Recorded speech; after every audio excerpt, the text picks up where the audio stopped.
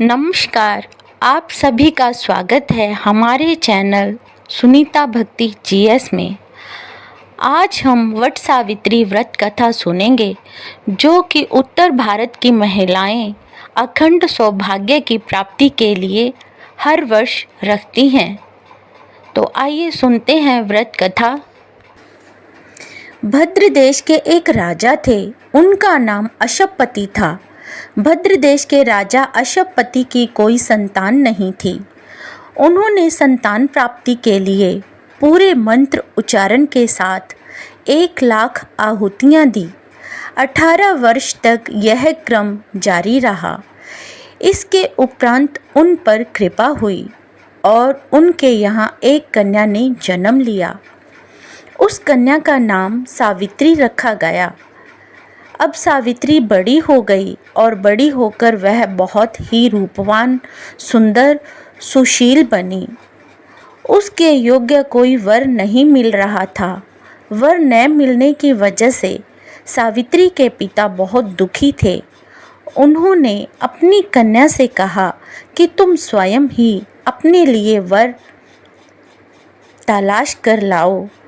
सावित्री अपने पिता की आज्ञा पाकर वर ढूंढने निकल गई। सावित्री तपोवन में भटकने लगी। वहाँ उसे सालप देश के राजा धूम्रसेन मिले। क्योंकि उनका राज्य किसी अन्य राजा ने छीन लिया था, इसीलिए वे वहीं रहते थे। उनके पुत्र सत्यवान को देखकर सावित्री ने पति रूप में उसका वरण कर लिया। उसके साथ नारद ऋषि को देखा।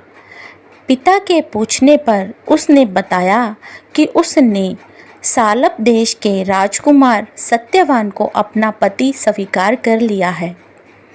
जब नारद ऋषि को यह बात पता चली तो उन्होंने कहा कि हे राजन, आप ये क्या कर रहे हैं? माना कि सत्यवान गुणवान है, धर्मात्मा है और बलवान भी है, परंतु उनकी आयु बहुत कम है। वो अल्प आयु हैं। 1 वर्ष बाद ही उनकी मृत्यु हो जाएगी। ऋषिराज नारद की बात सुनकर अशपति राजा घोर चिंता में डूब गए।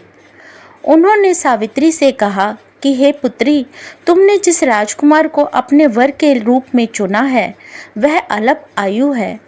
तुम्हें किसी और को अपना जीवन साथी बनाना चाहिए। इस पर सावित्री ने कहा, पिताजी, सारी कन्याएं अपने पति का वरण एक ही बार करती हैं। राजा एक ही बार आज्ञा देता है और पंडित एक ही बार प्रतिज्ञा करते हैं और कन्यादान भी एक बार ही किया जाता है। सावित्री हठ करने लगी और बोली, मैं सत्यवान से ही विवाह करूंगी। जब सावित्री नहीं मानी तो राजा अशपति ने सावित्री का विवाह सत्यवान से करवा दिया। सावित्री अपने ससुराल पहुंचते ही अपने सास ससुर की सेवा करने लगती है। समय बीतने लगा।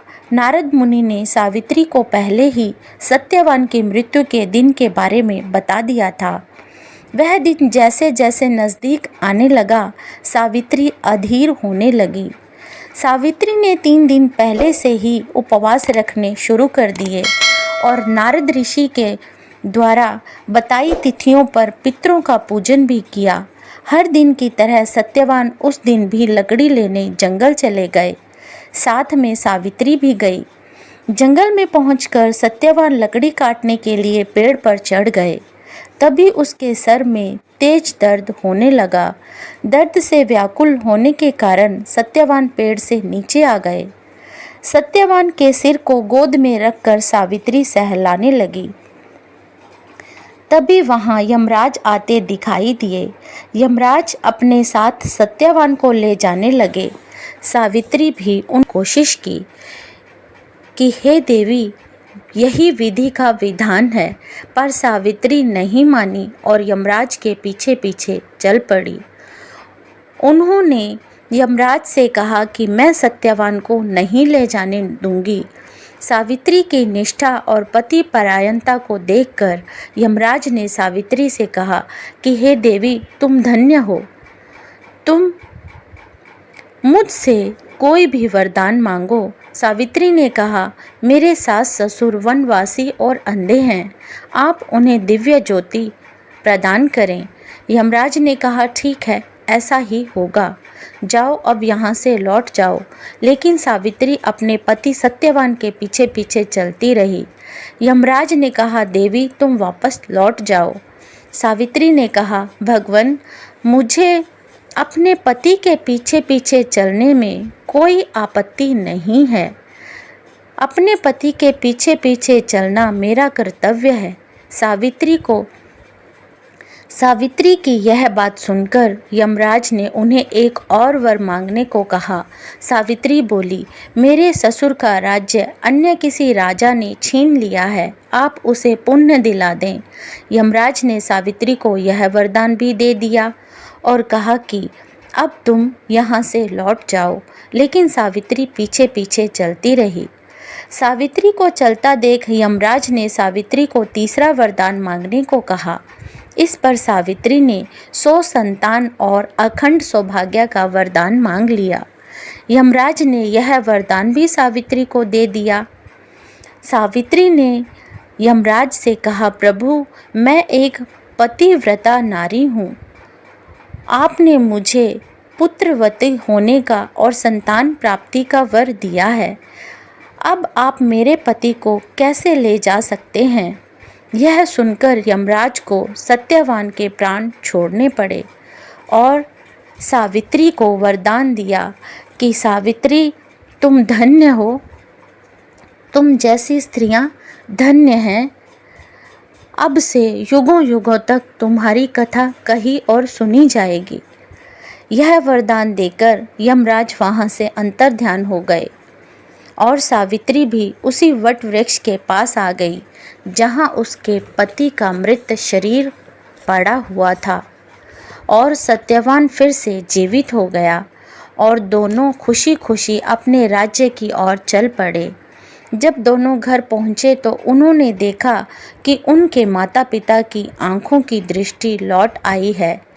इसके बाद उनको उनका राज्य वापस मिल गया। इस प्रकार सावित्री सत्यवान हमेशा सुख भोगते रहे।